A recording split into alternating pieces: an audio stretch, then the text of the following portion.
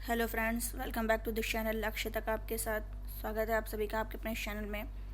जैसा कि आज आप लोग को पता है कि आज है संडे और आज हम लोग टेस्ट सीरीज सॉल्व करने वाले हैं और आज की सीरीज़ नंबर है 8, जिसमें हम लोग 50 क्वेश्चंस को डिस्कस करने वाले हैं। जो कि आपके 40 क्वेश्चंस बचे हुए थे हिस्ट्री के, वो हम लोग कवर करेंगे।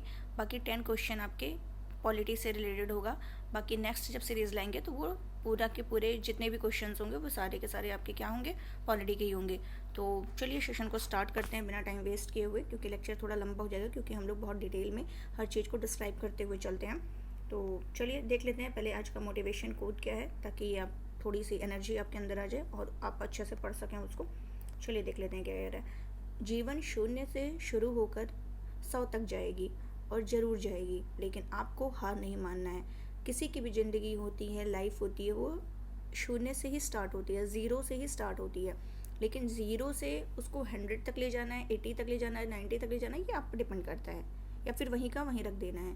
तो अगर 100 तक आपको पहुंचना है तो उसके लिए आपको दृढ़ संकल्पित होना पड़ेगा और उस पर मेहनत कंटिन्यू लगातार करते रहना पड़ेगा। अगर आप ये चीज़ कर रहे हैं तो 100% आपका क्या है, सफलता मिल ही जाएगी। बस आपको हार नहीं मानना, उस पर लगातार कंटिन्यूटी बना के रखनी है। मेन चीज़ होती है कंटिन्यूटी। तो लगातार अगर आप उस पर लगे हुए हैं तो 100% आपको सफलता मिलेगी। आज नहीं तो कल, हाँ थोड़ा लेट हो सकता है बट मिलेगी ज़रूर। तो चलिए सेशन को स्टार्ट करते हैं और देखते हैं। हमारा लास्ट टाइम हम लोग 100 क्वेश्चन तक क्या करते हैं, डिस्कस कर चुके थे, और आज है आपका 101, यहीं से हम लोग डिस्कस करेंगे। तो चलिए देख लेते हैं। पहला क्वेश्चन हमारा क्या कह रहा है। प्रथम दिल्ली दरबार का आयोजन किस गवर्नर जनरल अथवा वायसराय के समय में किया गया था। नॉर्थब्रुक, कर्जन, लिटन या हार्डिंग। तो किसके टाइम में किया गया था, लिटन के टाइम में किया गया था। लॉर्ड लिटन के टाइम में ये प्रथम दिल्ली दरबार का आयोजन किया गया था। कब किया गया था, 1877। तो ये भी ध्यान रखना, 1877 में लिटन के टाइम में दिल्ली दरबार का आयोजन पहली बार किया गया था। और उस समय जबकि लॉर्ड कर्जन के टाइम में द्वितीय दिल्ली दरबार का, ये पहला, यहाँ तो पहला पूछा है, तो पहला लिटन के टाइम में और दूसरा जो है वो कर्जन के टाइम में किया गया था। ध्यान रखिएगा, पहला लिटन के टाइम में, दूसरा किसके टाइम में किया गया था, कर्जन के टाइम में। और कब किया गया था, 1903 में किया गया था, 1903 में किया गया था। और ये हो गया लॉर्ड कर्जन। और तीसरा अगर पूछ ले, तीसरा कब किया गया था, तो हार्डिंग के टाइम में किया गया था। हार्डिंग के टाइम में तीसरा दिल्ली दरबार का आयोजन किया गया था, 1911 में किया गया था, जिसमें सम्राट जॉर्ज पंचम और रानी मिलियम मेरी भारत की यात्रा पर आए थे, इन्हीं के टाइम में आए थे। तो ये तीनों आपको मैंने बता दिया, कर्जन, लिटन, हार्डिंग। कर्जन के टाइम में दूसरा, हार्डिंग के टाइम में तीसरा और लिटन के टाइम में फर्स्ट हुआ था। और डेट भी याद रखिएगा, एक था 1877 में पहला, दूसरा 1903 में और तीसरा 1911 में। चलते हैं नेक्स्ट क्वेश्चन। कह रहा है राष्ट्रीय नियोजन समिति के गठन की बात कांग्रेस के किस अधिवेशन में की गई थी। तो किस अधिवेशन में की गई थी, फैजपुर, त्रिपुरी, मेरठ या हरिपुरा। तो किस में की गई थी, हरिपुरा अधिवेशन में की गई थी।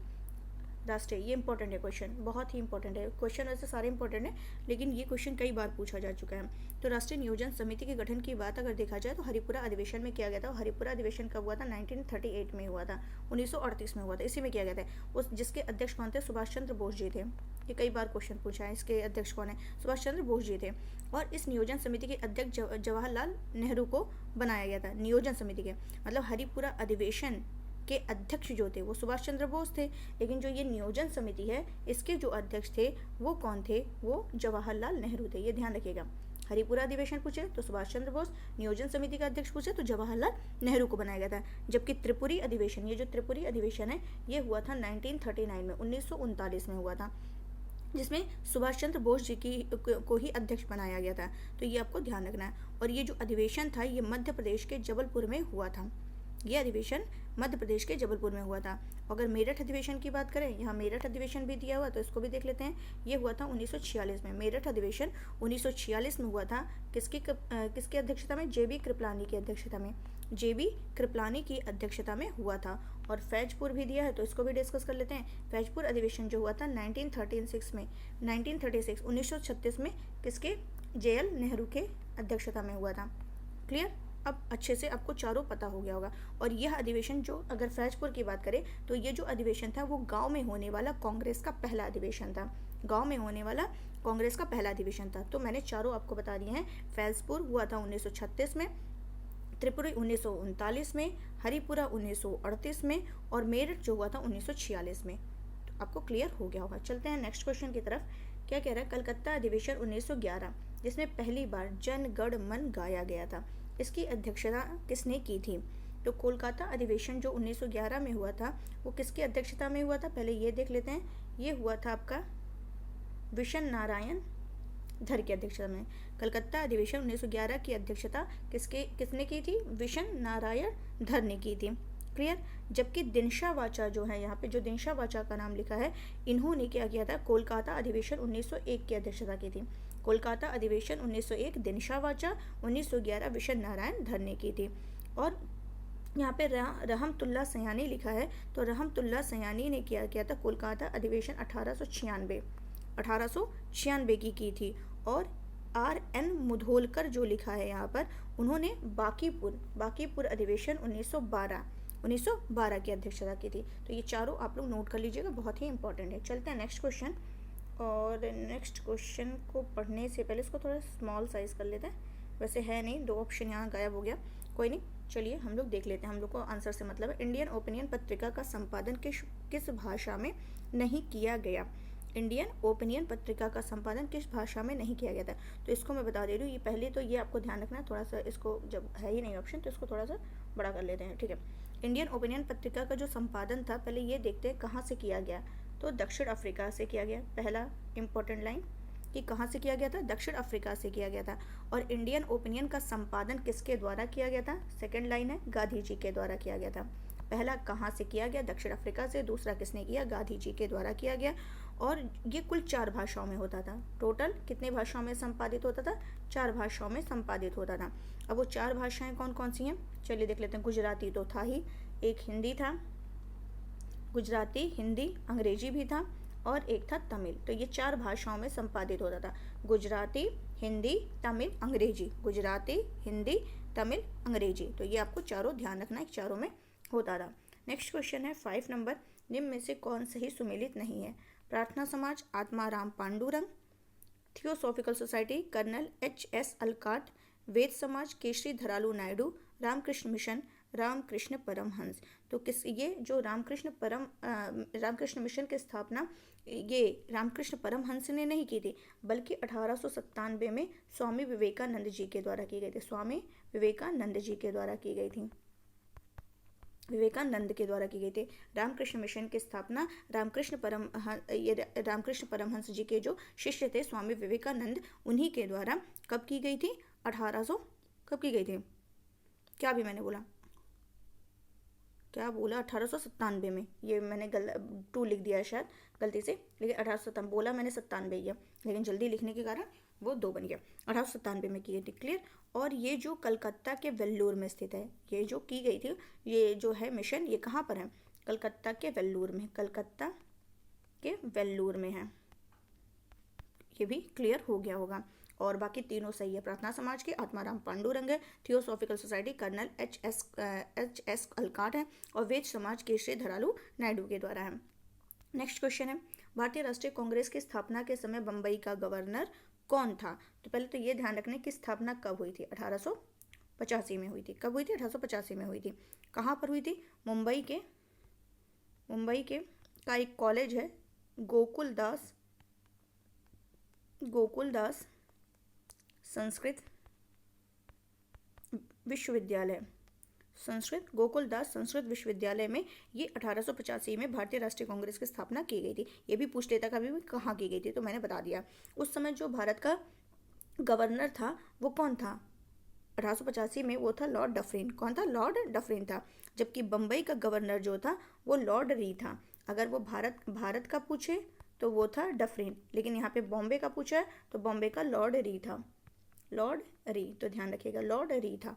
क्लियर हो गया होगा ये आपको। और एंड्रयू फ्रेजर जो थे, ये एंड्रयू फ्रेजर की बात जो है, एंड्रयू फ्रेजर बंगाल विभाजन के दौरान शेष बंगाल का गवर्नर था, और पूर्वी बंगाल का गवर्नर ब्लूमफील्ड फुलर था। तो सब मैंने आपको बता दिया। नेक्स्ट क्वेश्चन है, निम्न में से कौन सा सही सुमेलित नहीं है?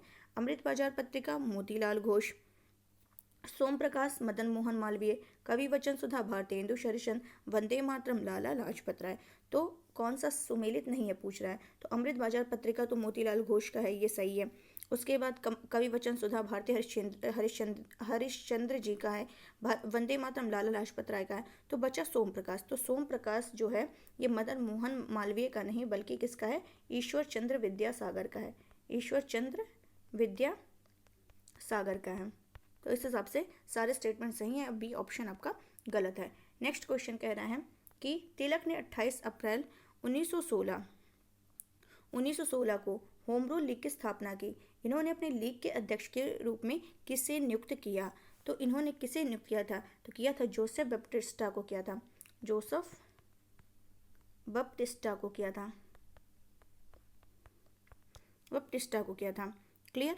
भारत में जो होम रूल लीग का विचार था, सबसे पहले अगर पूछ ले कि भारत में होम रूल लीग का विचार सबसे पहले किसने दिया था, तो एनी बेसेंट ने दिया था। और लेकिन इसकी स्थापना बाल गंगाधर तिलक ने की थी। विचार पूछे कई तरह के क्वेश्चन पूछ सकता है, अगर विचार पूछे तो एनी बेसेंट ने सबसे पहले दिया था। स्थापना किसने किया, बाल गंगाधर तिलक जी ने किया। और लीग का मुख्यालय जो बनाया गया, हेडक्वार्टर जो बनाया गया, वो पूना में बनाया गया था। और इसका जो कार्य क्षेत्र था वो कर्नाटका था, महाराष्ट्र था। महाराष्ट्र में बम्बई एरिया को छोड़ करके, बम्बई को छोड़ करके महाराष्ट्र में पूरा था, और मध्य प्रांत था। तो ये क्वेश्चन पूछता है, तो बहुत इंपॉर्टेंट क्वेश्चन डिस्कस किया गया है, इसको ध्यान रखिएगा। चलते हैं नेक्स्ट क्वेश्चन की तरफ। इंडियन ओपिनियन पत्रिका का ये तो हो गया। नेक्स्ट है स्वदेशी आंदोलन का प्रचार प्रसार उत्तर प्रदेश में किसके नेतृत्व में किया गया था। तो पहले तो ये देख लेते हैं, स्वदेशी आंदोलन का जो प्रचार प्रसार होता है वो 7 अगस्त 1905 को होता है। 7 अगस्त 1905 को कहाँ पर, कोलकाता के टाउन हॉल से किया गया था। 7 अगस्त 1905 को स्वदेशी आंदोलन का प्रचार प्रसार कोलकाता के टाउन हॉल से किया गया था। और इसका नेतृत्व जो था वो किसने किया था, सुरेंद्र नाथ बनर्जी ने किया था। इसका नेतृत्व की बात किया जाए तो सुरेंद्र नाथ बनर्जी ने किया था, सुरेंद्र नाथ बनर्जी ने। क्लियर। और अगर ये कह दिया जाए कि इस आंदोलन का शीर्षक जो था वो वंदे मातरम था, और इसका प्रचार प्रसार बाल गंगाधर तिलक ने, पंजाब में अजीत सिंह ने और लाला लाजपत राय ने। उत्तर प्रदेश, अब यहाँ पे उत्तर प्रदेश पूछा है तो उत्तर प्रदेश में स्वामी श्रद्धानंद हो जाएंगे। मैंने सारा बता दिया कि अगर पंजाब में पूछे तो अजीत सिंह की बात आएगी। ये अजीत सिंह पंजाब में प्रचार प्रसार किए थे। और ये सैयद हैदर रजा जो थे ये दिल्ली में करते हैं। और ये चिदम्बरई पिल्लई जो हैं ये मद्रास में करते हैं। और स्वामी श्रद्धानंद उत्तर प्रदेश में करते हैं। तो ये सारा आपको ध्यान रखना। महाराष्ट्र में बाल गंगाधर तिलक ने किया था, और इस आंदोलन का नेतृत्व जो था वो सुरेंद्रनाथ बनर्जी ने किया था। अब देखिए एक क्वेश्चन से कितने क्वेश्चन आपके क्लियर हो जा रहे हैं। निम्न में से कौन सा आयोग विश्वविद्यालय आयोग के रूप में भी जाना जाता है, तो कौन सा है, रैले आयोग है। रैले आयोग विश्वविद्यालय आयोग के रूप में भी जाना जाता है। क्या होता है, 1901 में कर्जन के टाइम में, लॉर्ड कर्जन के समय में, 1901 में लॉर्ड कर्जन के समय में ये लाया जाता है रैले आयोग। और इसकी अध्यक्षता टॉमस रैले ने की थी, इसलिए उन्हीं के नाम से रख दिया गया था। इसकी सिफारिश 1904 में भारतीय विश्वविद्यालय अधिनियम पारित होता है। इसी आयोग की सिफारिश पर क्या होता है, 1904 में भारतीय विश्वविद्यालय अधिनियम पारित होता है। और वॉटसन आयोग जो था ये रेलवे में विस्तार के लिए जाना जाता है। यहाँ पे वॉटसन आयोग भी है, तो ये रेलवे में विस्तार के लिए जाना जाता है। रेलवे में विस्तार के लिए वॉटसन आयोग जाना जाता है, जो लॉर्ड कर्जन के समय में आया था। और हंटर आयोग की बात करें तो ये 1882 में आता है। 1882 में आता है। जो हंटर आयोग था ये प्राथमिक और माध्यमिक शिक्षा के लिए ये जाना जाता है। और इसकी अध्यक्षता हंटर ने की थी। जबकि स्ट्रैची आयोग क्या था, एक अकाल आयोग था। स्ट्रैची आयोग एक अकाल आयोग था। तो ये सारे आपको क्लियर हो गए होंगे। चलते हैं नेक्स्ट क्वेश्चन की तरफ। जालियांवाला बाग हत्याकांड, एक मिनट। जालियांवाला बाग हत्याकांड में इस समिति से अपनी पूर्व समिति या बिल जिसने अंग्रेज अधिकारियों को निर्दोष साबित किया था वो कौन सा था, तो कौन सा था, चलिए देख लेते हैं। इनोसेंट था, इंडेमनिटी बिल था, सर थॉमस स्मिथ कमेटी था, WF राइस कमेटी था। तो इसका क्या हो जाएगा, इंडेमनिटी बिल, इसके बिल के नाम से जाना जाता था। इसमें क्या हुआ था, चलिए पूरा बता देते हैं। 13 अप्रैल 1919 13 अप्रैल 1919 को जालियांवाला बाग हत्याकांड होता है। इसमें जो कर्नल थे, colonel Reginald Edward Harry Dyer, colonel Reginald Edward Harry Dyer और 150 सशस्त्र सैनिकों के द्वारा ये क्या किया गया था, ये हत्याकांड किया गया था। आरंभ में क्या होता, सरकार ने इस हत्याकांड को गंभीरतापूर्वक नहीं लिया, लेकिन कांग्रेस के बार बार आग्रह करने पर उन्होंने असंतोष प्रकट किया कांग्रेस के द्वारा, तो इसके द्वारा ये किया गया। इसके बारे देखते हुए तो 1 अक्टूबर 1919 को हंटर समिति गठित की जाती है। कब की जाती है? 1 अक्टूबर 1919 को हंटर समिति गठित की जाती है। समिति गठित। अभी ऊपर हंटर आयोग हम लोगों ने पढ़ा, अगर हंटर आयोग पूछ ले तो प्राथमिक और माध्यमिक शिक्षा से संबंधित हो जाएगा, और हंटर समिति पूछ ले तो हंटर समिति इसी के लिए आई थी, जालियांवाला बाग हत्याकांड की जांच के लिए आई थी। तो हंटर समिति का गठन किया गया, जिसमें 5 अंग्रेज सदस्य थे और 3 भारतीय लोग थे। लेकिन हंटर समिति से पहले ही सरकार ने दोषी लोगों को बचाने के लिए क्या ले आया था? इंडेमनिटी बिल ले आया था, दोषी को बचाने के लिए। तो पूछता है कि हंटर समिति से पहले बचाने के लिए कौन सा बिल लाया गया था? तो इंडेमनिटी बिल लाया गया था। तो आपको ध्यान रखना है। चलते हैं नेक्स्ट क्वेश्चन की तरफ। 1 मिनट, 112 आधा ऊपर है, चलिए कोई नहीं। क्या कह रहा है? छोटा कर दिया इसलिए, और छोटा करना पड़ेगा तभी दिखेगा। ठीक है। देखिए क्या कह रहा है, किन 2 क्रांतिकारियों ने वायसराय लॉर्ड इरविन को ट्रेन से उड़ाने की एक योजना बनाई थी? किसने बनाई थी? और ट्रेन में विस्फोट भी किया था, लेकिन इरविन बाल बाल बच गए थे। ये पूछ रहा है कौन से ऐसे 2 क्रांति थे जिन्होंने लॉर्ड इरविन को ट्रेन से उड़ाने की, मतलब उनको मारने की योजना बनाई थी और ट्रेन में विस्फोट भी किया था। तो ऑप्शन है चंद्रशेखर आज़ाद और रामप्रसाद बिस्मिल, चंद्रशेखर आज़ाद, अशफाकुल्ला खां, चंद्रशेखर आज़ाद और भगत सिंह, चंद्रशेखर आज़ाद और यशपाल चंद्रशेखर। तो इसका आंसर क्या हो जाएगा? चंद्रशेखर आज़ाद और यशपाल चंद्रशेखर, डी ऑप्शन। इसमें क्या हुआ था कि आज़ाद और यशपाल ने क्या किया था? 23 दिसंबर 1929 ईस्वी को वायसराय लॉर्ड इरविन को ट्रेन से उड़ाने की योजना बनाई थी। तो और इसमें ट्रेन के 3 डिब्बे टूट फूट गए थे और वायसराय लेकिन बच गया था। तो इसमें कौन योजना बनाया था? ये चंद्रशेखर आज़ाद और यशपाल चंद्रशेखर ने किया था। चौरी चौरा कांड का नेतृत्व करता कौन था? भगवान अहीर, रामदेव नायक, मिर्जा सुलेमान, मोहम्मद जकीर। तो कौन थे? भगवान अहीर थे। चौरी चौरा घटना जो होती है वो 4 फरवरी 1922 को, 4 फरवरी चौरी चौरा घटना जो होता है, कांड जो होता है चौरी चौरा कांड 4 फरवरी 1922 को गोरखपुर जिले के चौरी चौरा एक कस्बा है वहीं पर होता है। और इस दिन यहाँ क्या हुआ था? असहयोग आंदोलन का एक जुलूस निकला था, जिसका नेतृत्व कौन कर रहा था? ये भूतपूर्व सैनिक थे, भगवान अहीर, ये कर रहे थे। पुलिस वालों ने क्या किया? इनकी और कुछ अन्य लोगों की क्या करते हैं? पिटाई कर देते हैं। तो जिसके कारण ये प्रतिक्रिया स्वरूप ये जो उग्र जनता थी, इन्होंने क्या किया? जा करके पुलिस थाने पर हमला कर देते हैं और पुलिस थाने को जला देते हैं, जिसमें 22 पुलिसकर्मी जो थे वो मारे जाते हैं। और इसमें अनेक भारतीयों को क्या कर दिया जाता है? अभियुक्त बना लिया जाता है, जिसमें 170 भारतीयों को मृत्युदंड दे दिया गया। किंतु मदन मोहन मालवीय पैरवी करते हुए 151 लोगों को फांसी से बचा लेते हैं। ये पूरा मैंने आपको कहानी बता दिया शॉर्ट में ही। चलते हैं नेक्स्ट क्वेश्चन। ये क्या है? गलत कथन बताना है। पहले देख लेते हैं कौन सा कथन बताना है? गलत कथन बताना है। तो इसमें क्या कह रहा है? पूना पैक्ट पर महात्मा गांधी और डॉक्टर अम्बेडकर ने हस्ताक्षर किए। अच्छा, सांप्रदायिक अवार्ड और पूना पैक्ट में क्रमशः दलित वर्ग के लिए 71 और 148 सीटें दी गईं। सांप्रदायिक पंचायत अंग्रेजों की बांटो और राज करो नीति का हिस्सा थी, जिसने दलितों को हिंदुओं से पृथक करने का प्रयास किया। चलिए ठीक है। सांप्रदायिक पंचायत की घोषणा से गांधी जी नाराज हुए और हिंदुओं को बांटने की इस नीति के विरुद्ध उन्होंने यरवदा जेल में आमरण अनशन आरंभ कर दिया। तो सारे तो लगभग सही हैं, बस एक हमको उठाना है कि कौन सा गलत है। तो इसमें क्या था कि जो पूना समझौता हुआ था, पूना पैक्ट पर, तो महात्मा गांधी और डॉक्टर अम्बेडकर ने हस्ताक्षर किए, यही गलत है। तो क्यों गलत है? तो उस समय क्या था कि पूना समझौता जो हुआ, तो राजेंद्र प्रसाद, ध्यान से सुनिएगा, राजेंद्र प्रसाद, पुरुषोत्तम दास, राजगोपालाचारी, इन लोगों के प्रयासों के कारण ये पूना समझौता हुआ, जिसमें गांधी जी और भीमराव अंबेडकर ने क्या किया? 24 सितंबर 1932 को इसको स्वीकार कर लिया। क्लियर? और दलित वर्ग की ओर से डॉक्टर अंबेडकर व हिंदुओं की ओर से मदद, तो ये हस्ताक्षर की बात की गई थी। तो अंबेडकर जी तो इस साइड थे, लेकिन महात्मा गांधी नहीं थे। तो हस्ताक्षर में कौन थे? हिंदुओं की ओर से मदन मोहन मालवीय थे। ये क्वेश्चन बहुत पूछता है। मदन मोहन मालवीय ने किया था। क्लियर, तो ये आपको ध्यान रखना है। चलते हैं नेक्स्ट क्वेश्चन की तरफ। नेक्स्ट क्वेश्चन क्या कह रहा है, निम्न कथनों पर विचार करना है और बताना है कौन सा सही है। एक मिनट यहाँ चले, ठीक है। एक मिनट थोड़ा सा,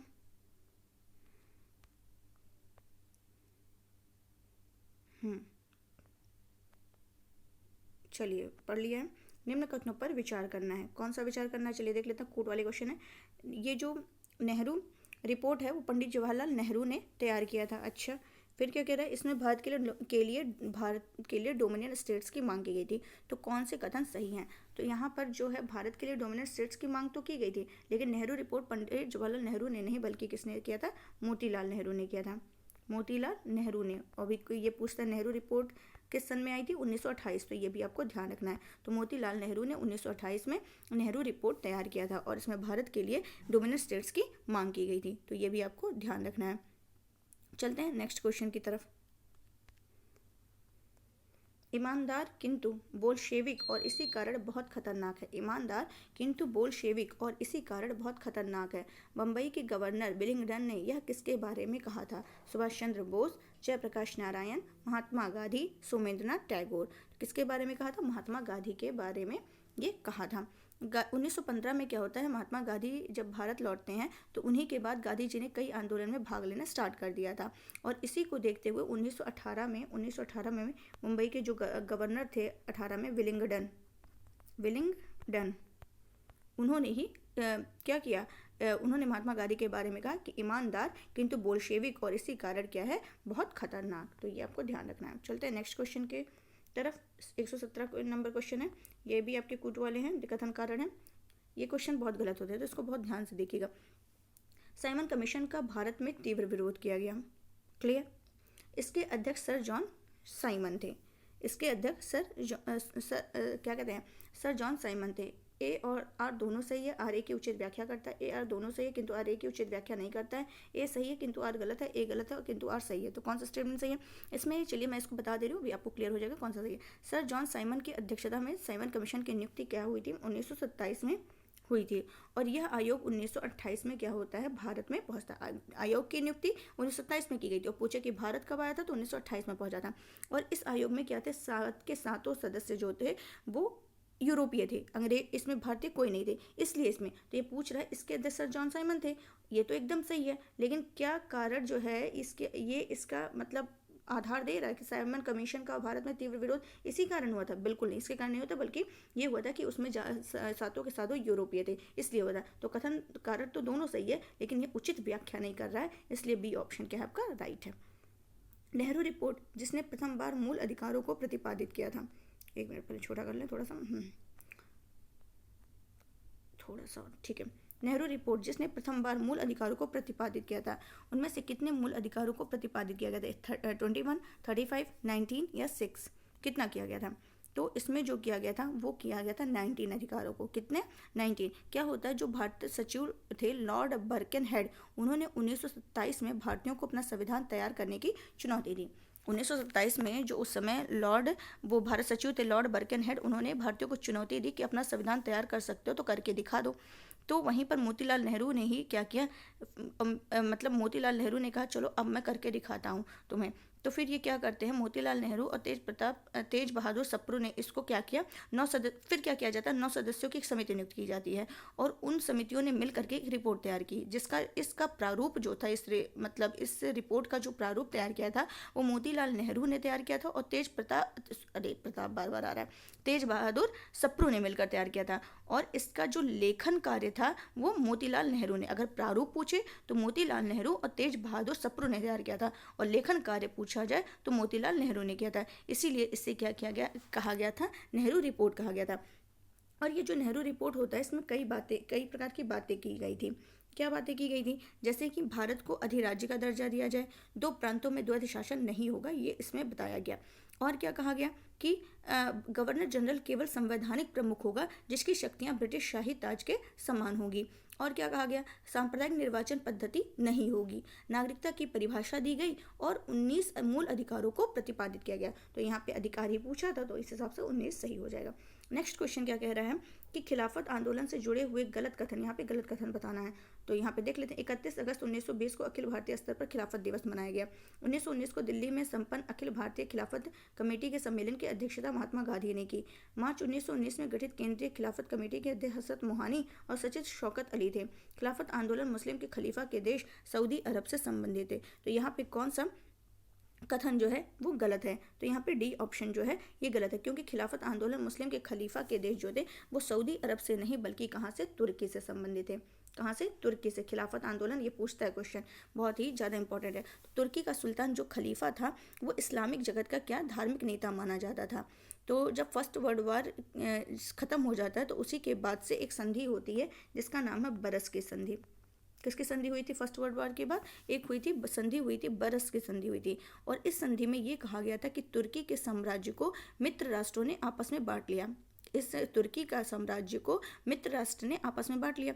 तो तुर्की का साम्राज्य जो था वो छिन्न भिन्न हो गया, बिखर गया। और इससे भारतीय मुसलमान बहुत ही निराश हुए और भारत में इसका क्या किया गया, विरोध स्टार्ट हो गया। महात्मा गांधी फिर क्या करते हैं, महात्मा गांधी को यह हिंदू और मुसलमान के बीच एकता कराने का क्या हुआ, एक अच्छा समय मिल गया, ऐसा उन्हें लगा गांधी जी को। और गांधी जी ने अखिल भारतीय खिलाफत कमेटी सम्मेलन की फिर अध्यक्षता की। और इस प्रकार आंदोलन तुर्की से संबंधित था, ना कि सऊदी अरब से। और ये भी ध्यान रखना है कि अखिल भारतीय खिलाफत कमेटी और केंद्रीय खिलाफत कमेटी के अध्यक्ष जो थे वो अलग अलग थे, तो ये आपको ध्यान रखना है। चलते हैं नेक्स्ट क्वेश्चन की तरफ। बाकी ये आपके तीनों स्ट्रीम में सही थे, लास्ट वाला गलत था। सॉन्ग्स फ्रॉम द प्रिजन किससे संबंधित है? सॉन्ग्स फ्रॉम द प्रिजन ये किससे संबंधित है? महात्मा गांधी, जवाहरलाल नेहरू, भगत सिंह या सरोजनी नायडू? तो महात्मा गांधी जी से संबंधित था। महात्मा गांधी ने भारतीय संतों के गीतों का एक अंग्रेजी अनुवाद किया था जिसका नाम था सॉन्ग्स फ्रॉम द प्रिजन, इसी नाम से इन्होंने प्रस्तुत किया था। ये ध्यान रखना है। नेक्स्ट क्वेश्चन है 121 नंबर का, 21वां नंबर कह सकते हैं। एक मिनट, इसको छोटा करना पड़ेगा क्योंकि 1 मिनट 121, यस, 1 मिनट ना, ओके। निम्नलिखित कथनों पर विचार कीजिए। इस आंदोलन के दौरान मध्य प्रांत में कर ना दो और लगान ना दो का आंदोलन चलाया गया। चलिए ठीक है, मान लेते हैं चलाया गया।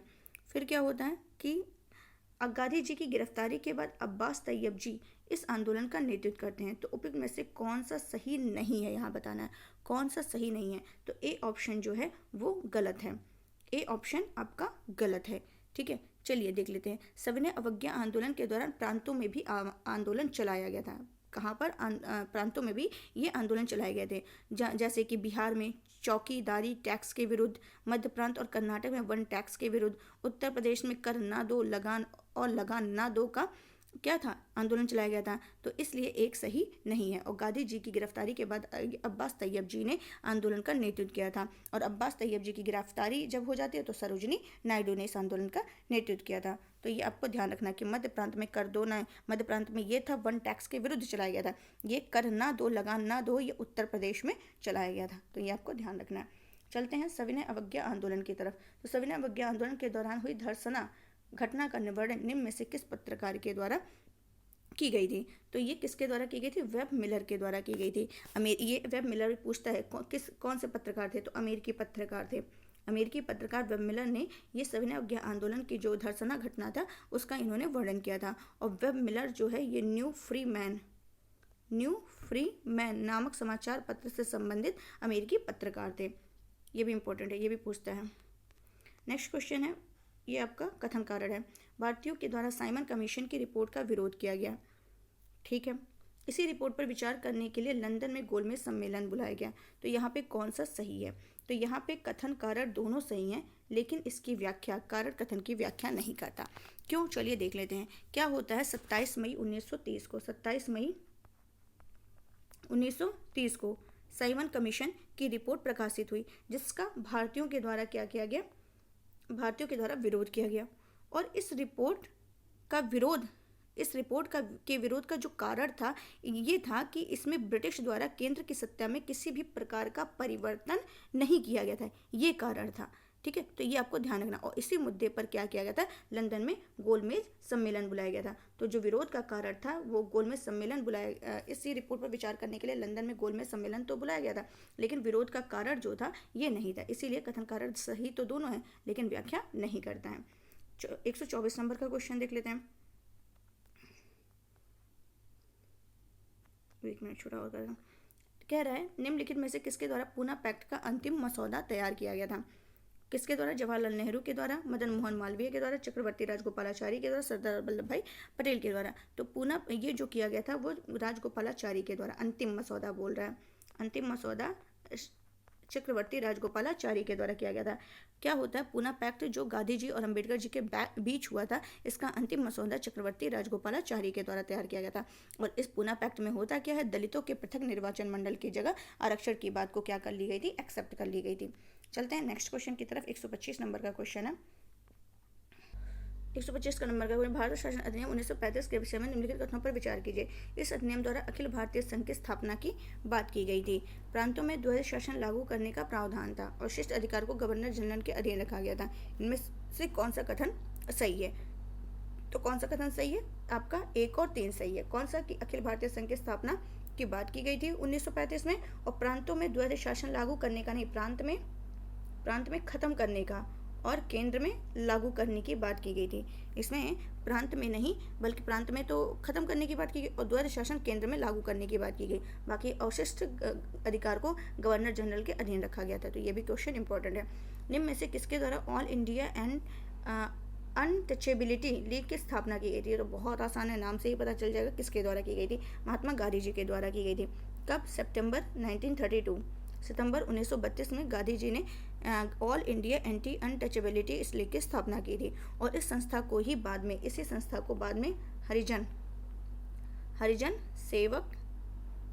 सेवक संघ के नाम से जाना गया और इसका मूल संविधान गांधी जी द्वारा स्वयं तैयार किया गया था। नेक्स्ट क्वेश्चन चलते हैं। 1937 के चुनाव के बाद, एक मिनट वोट मिलाना है। 1937 के चुनाव के बाद प्रांतों में नियुक्त मुख्यमंत्रियों के बारे में निम्नलिखित पर विचार करना है। तो चलिए विचार कर लेते हैं मिलकर के। संयुक्त प्रांत में क्या कौन सा सही सुमेलित है, अब देखना है। संयुक्त प्रांत में क्या गोविंद वल्लभ पंत थे, मध्य प्रांत में हरे कृष्ण मेहताब थे, बिहार में श्री कृष्ण सिंह थे।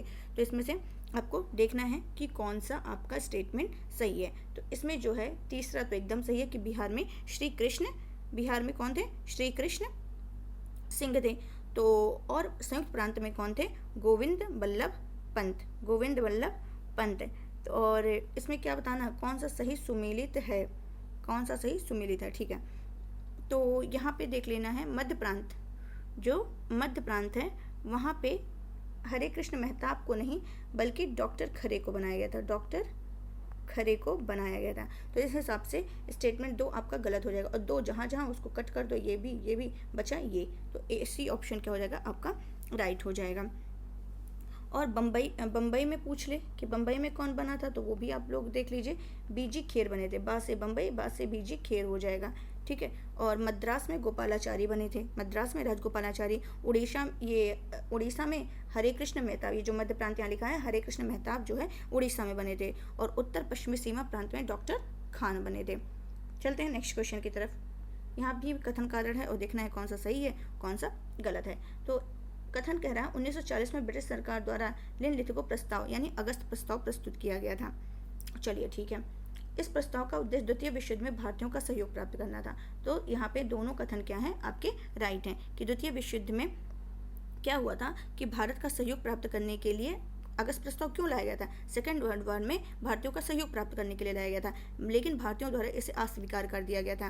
क्यों? क्योंकि इसमें जो भविष्य में डोमिनेंट स्टेट्स की बात की गई थी तो वो एक्सेप्ट नहीं किया गया था, तो इसीलिए ये गलत हो जाएगा। नेक्स्ट क्वेश्चन क्या कह रहा है, निम्नलिखित में से किसने डॉक्टर अम्बेडकर के अलावा तीनों गोलमेज सम्मेलन में भाग लिया था? तो किसने लिया था? होमी मोदी, मुंजे, चिंतामणि, टीबी सप्रू। तो किसने लिया था? टीबी सप्रू ने, जिसको तेज बहादुर सप्रू कहा जाता है। तो यहाँ पे 2 लोग, एक तो अम्बेडकर जी भी थे, अम्बेडकर जी ने भी तीनों में भाग लिया था और टीबी सप्रू ने भी लिया था, भाग लिया था। तो ये आपको ध्यान रखना है। चलते हैं नेक्स्ट क्वेश्चन की तरफ। निम्नलिखित में से किसके द्वारा नीरदुब्रोल आंध्र प्रदेश में किसान काडरों के प्रशिक्षण के लिए इंडियन पोस्ट इंस्टीट्यूट की स्थापना की गई थी? क्वेश्चन समझ में आ गया होगा कि अब देख लेते हैं। स्वामी सहजानंद सरस्वती, सुभाष चंद्र बोस, सरदार वल्लभ भाई पटेल, एन.जी. रंगा, किसके द्वारा ये की गई थी? तो ये की गई थी एन.जी. रंगा के द्वारा। कांग्रेस सोशलिस्ट पार्टी के जो नेता थे एन.जी. रंगा, उन्हीं के द्वारा आंध्र प्रदेश के नीदू ब्रोल में इंडियन पिजन इंस्टीट्यूट की क्या की गई थी? स्थापना की गई थी। अब इस संस्था जो स्थापना की गई थी, इसका उद्देश्य क्या था? इसका उद्देश्य था किसान काडरों को ट्रेंड करना। क्लियर हो गया होगा। चलते हैं अपने नेक्स्ट क्वेश्चन की तरफ।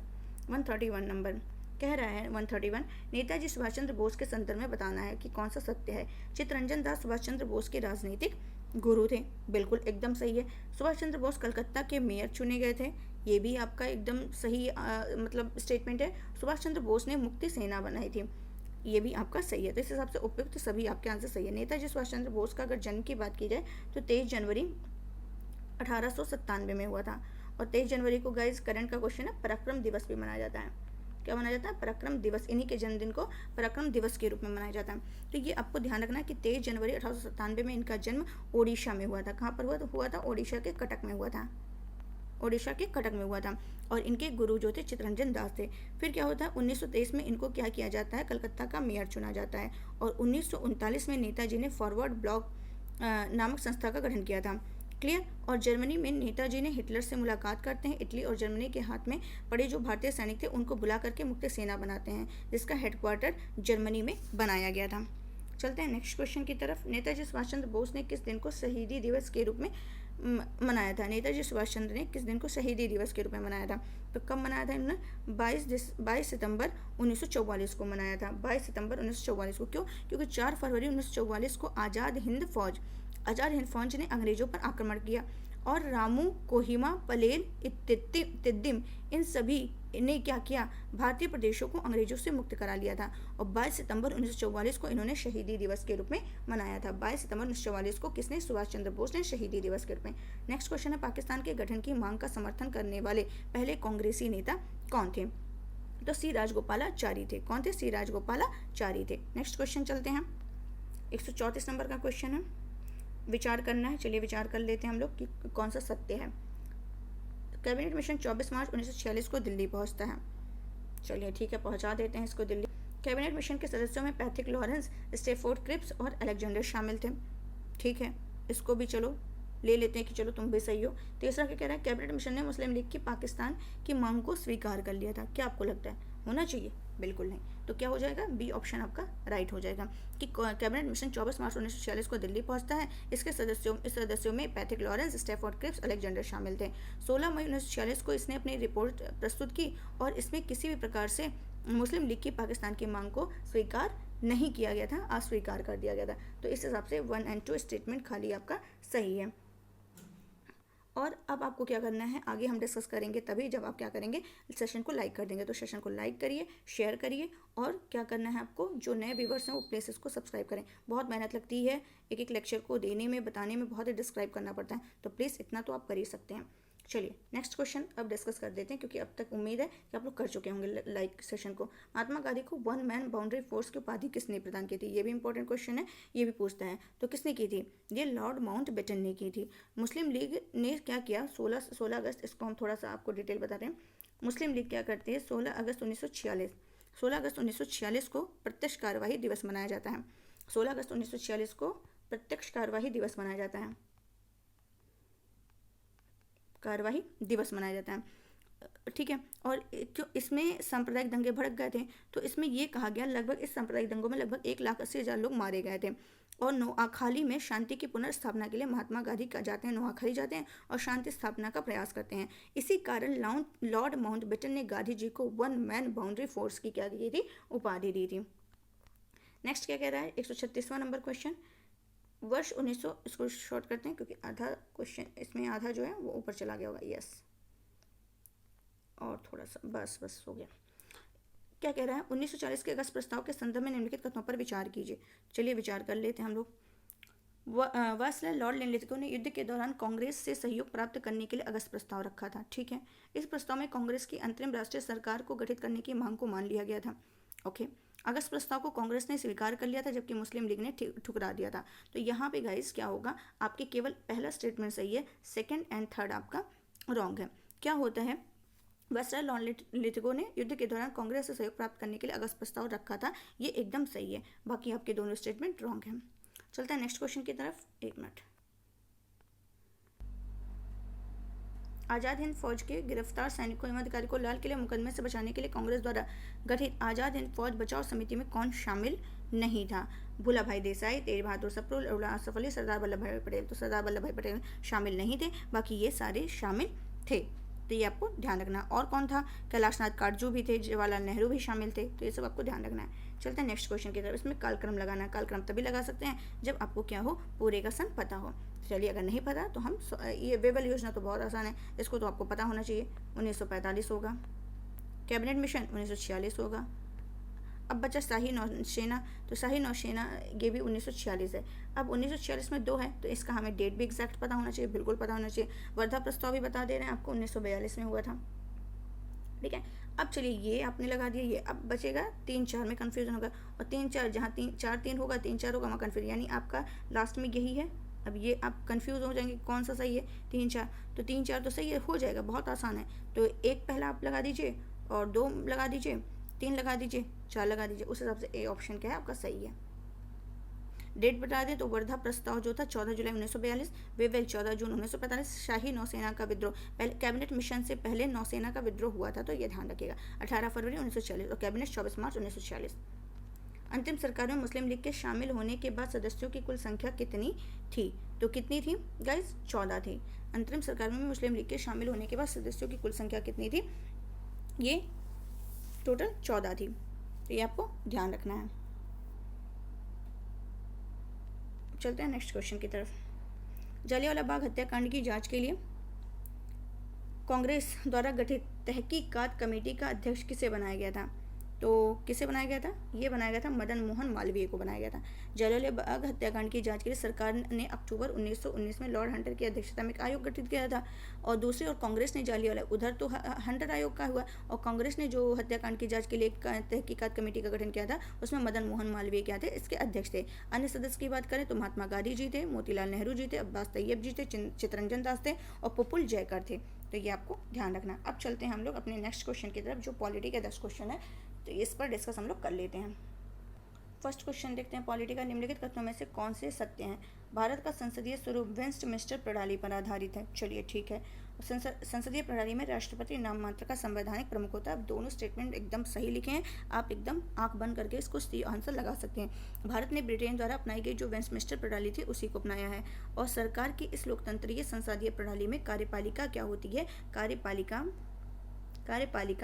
विधायिका के प्रति क्या होती है? विधायिका के प्रति उत्तरदायी होती है। क्या होती है? उत्तरदायी होती है। क्लियर। और लोकतंत्रीय संसदीय प्रणाली में कार्यपालिका का विधायिका के प्रति उत्तरदायी होना, ये ध्यान रखिएगा। और केंद्रीय मंत्रिपरिषद का प्रमुख जो होता है वो प्रधानमंत्री कार्यपालिका का वास्तविक प्रमुख होता है। राष्ट्रपति जो है वो नाम मात्र का होता है, तो इसलिए दोनों सही है। नेक्स्ट क्या है? निम्नलिखित में से कौन संघात्मक सरकार के लक्षण नहीं है? कौन से नहीं है? तो चलिए देख लेते हैं कौन से नहीं है।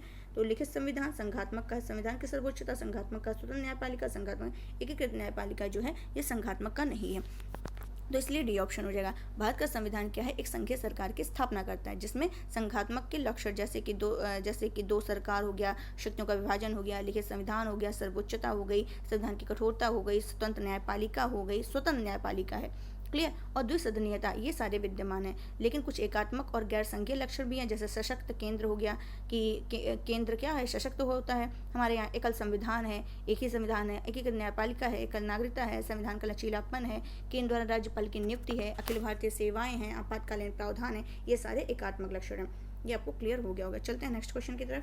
नेक्स्ट क्वेश्चन कह रहा है, भारतीय संविधान में राष्ट्रपति की निर्वाचन पद्धति को किस देश के संविधान से लिया गया है? तो किस निर्वाचन पद्धति को जो है, ये निर्वाचन पद्धति की बात किया है, राष्ट्रपति कहाँ से लिया गया वो नहीं बोल रहा। राष्ट्रपति का तो ब्रिटेन से लिया गया है। राष्ट्रपति जो है, जो आर्टिकल 52 में राष्ट्रपति की बात की गई है, ये ब्रिटेन से है, लेकिन यहाँ पे राष्ट्रपति की निर्वाचन पद्धति की बात किया है, जो कि आयरलैंड के संविधान से है, तो ये आपको ध्यान रखना है। और राज्य का नीति निर्देशक तत्व भी क्या है? आयरलैंड से लिया गया है। राज्यसभा के लिए सदस्यों का नामांकन भी जो है, ये भी आयरलैंड से लिया गया है, तो ये भी आपको ध्यान रखना है। चलते हैं नेक्स्ट क्वेश्चन की तरफ। कौन सा सुमेलित नहीं है। चलिए नहीं है, देख लेते हैं नहीं कौन सा है। संविधान में संशोधन की प्रक्रिया दक्षिण अफ्रीका का, विधि द्वारा स्थापित प्रक्रिया जापान का, समवर्ती सूची ऑस्ट्रेलिया का, और केंद्र द्वारा राज्यपाल की नियुक्ति ब्रिटेन का संविधान है। तो ये कौन सा है? चौथा का डी जो है, केंद्र द्वारा राज्यपाल की नियुक्ति, अभी जस्ट हम लोगों ने डिस्कस किया, ये ब्रिटेन का नहीं है। क्लियर, ये ब्रिटेन का नहीं है। ये जो है ये कहाँ का? केंद्र द्वारा जो है राज्य के राज्यपाल की नियुक्ति, ये कनाडा के संविधान से लिया गया है। इस प्रकार ये आपका गलत हो जाएगा। बाकी समवर्ती सूची ऑस्ट्रेलिया से, विधि द्वारा स्थापित प्रक्रिया जापान से, संविधान में संशोधन दक्षिण अफ्रीका से। ये वाला क्वेश्चन आपका ये आया था बीएड के एग्जाम में। चलिए नेक्स्ट क्वेश्चन क्या है? निम्नलिखित 1919 के संबंध में क्या गलत है? इसमें से बताना है आपका कि क्या गलत है। इस अधिनियम के द्वारा पहली बार देश में द्विसदनीय व्यवस्था आरंभ की गई देश में, ठीक है। सांप्रदायिक आधार पर सिख, भारतीय, ईसाई, आंग्ल, भारतीय और यूरोपियों के लिए पृथक निर्वाचन मंडल के सिद्धांत को अपनाया गया, बिल्कुल सही है।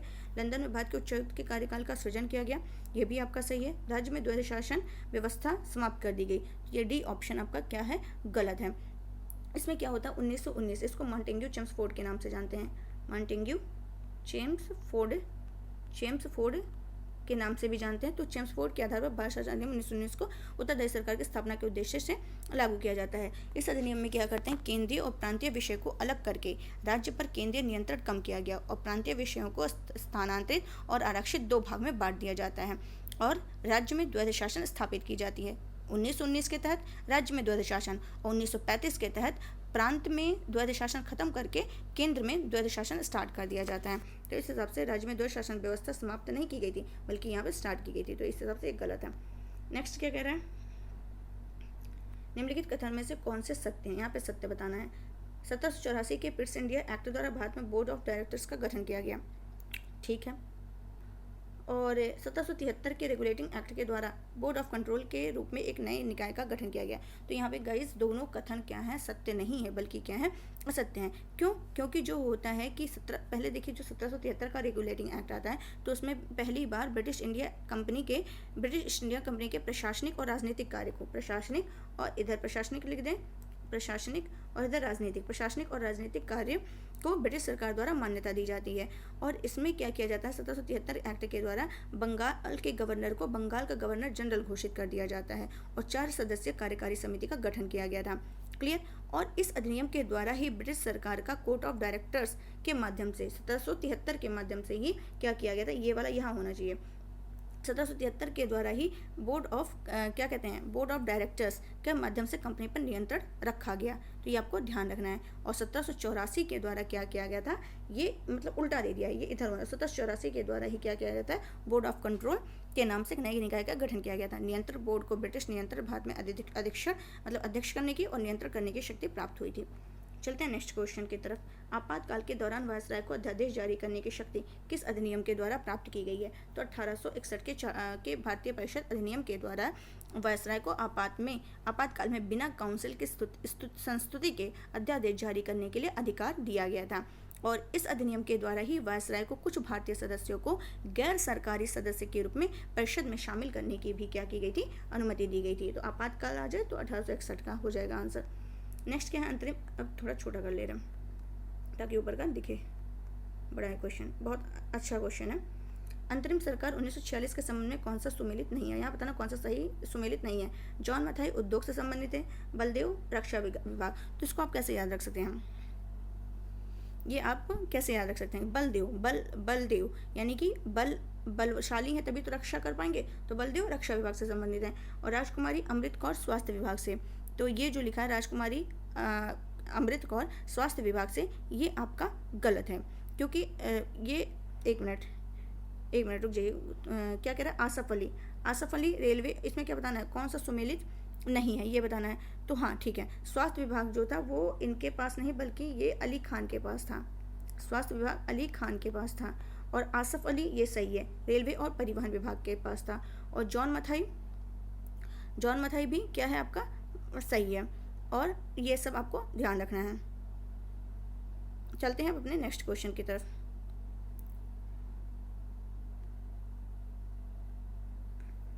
क्या कह रहे हैं नेक्स्ट आपका? नेक्स्ट एंड एक मिनट, 8वां क्वेश्चन। हाँ, भारतीय संविधान का गठन किसके किसके अंतर्गत किया गया था? तो किसके, भारतीय संविधान सभा का कैबिनेट मिशन, माउंटबेटन, बेवेल, भारतीय स्वतंत्रता अधिनियम 1947। तो कैबिनेट मिशन योजना के तहत क्या किया गया था?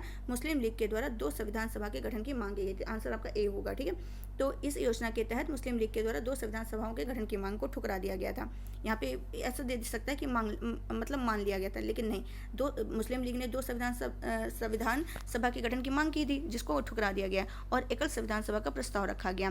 प्रत्येक ब्रिटिश प्रांत को आवंटित जो सीट की गई थी उसका निर्धारण 3 प्रमुख समुदाय, जो मुस्लिम था, सिख और सामान्य के मध्य उनकी जनसंख्या के अनुपात में किया जाना था।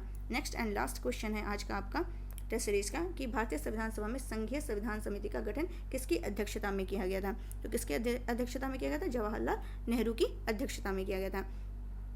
तो ये आपको ध्यान रखना है। तो आज के, मुझे उम्मीद है आपको ये सेशन समझ में आया होगा, पसंद भी आया होगा। तो प्लीज़ फीडबैक जरूर दिया करिए, आपको ये सीरीज़ कैसा लगा, आपको कितना हेल्पफुल लग रहा है, तो ये सारी आप ज़रूर बता दिया करिए। थोड़ा मोटिवेशन लगता है, अच्छा लगता है। तो प्लीज़ इसको लाइक करिए, शेयर करिए, और जो नए व्यूवर्स हैं सब्सक्राइब करना बिल्कुल मत भूलिए। तो नेक्स्ट संडे हम लोग पॉलिटी से रिलेटेड ज़्यादा से ज़्यादा क्वेश्चन को सॉल्व करने वाले हैं। तो आज के लिए बस इतना ही। Thank you so much.